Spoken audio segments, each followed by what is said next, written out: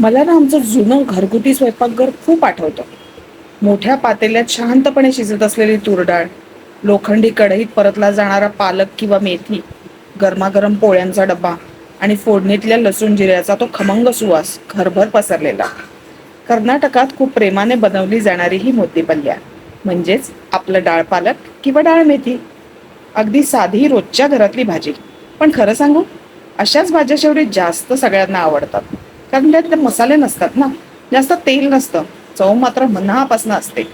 आपल्या आई आजीकडे कुठे रेस्टॉरंट स्टाईल पदार्थ होते, पण त्यांच्या हाताला अशी चव होती ना, की साधा पालक सुद्धा 2 पोळ्या जास्त खायला लावायचा.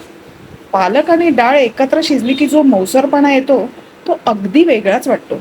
मध्येच तो शेंगदाण्याचा तुकडा दाताखाली येतो आणि सगळ्या भाजीची चव अजून खुलते. आणि मला या भाजीतली सगळ्यात भारी गोष्ट कोणती वाटते माहितीये? बेसनाऐवजी वापरलेलं मक्याचं पीठ. मक्याचं पीठ घातलं ना की भाजीला जे टेक्स्चर येतं ना ते एकदम रस्टिक वाटतं.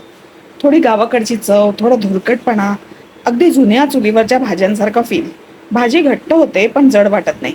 आणि हीच भाजी सुद्धा मेथी घालून केली ना तर अजूनच भारी लागते. मेथीची हलकीशी कडवट चव, वरून तुपाची धार आणि गरम पोळी. बस, मग जेवताना नक्कळत स्पीड कमी होतो आणि आपण निवांतपणे प्रत्येक घास एन्जॉय करायला लागतो. खरं तर अशा भाज्यांची मजा रेसिपीमध्ये नसतेच, ती असते त्या साध्या घरगुती वातावरणात. आजकाल हेल्दी इटिंगबद्दल खूप बोललं जातं, पण आपल्या पारंपरिक पालेभाज्या हे कॉम्बिनेशन आधीपासून किती परफेक्ट आहे बघा ना.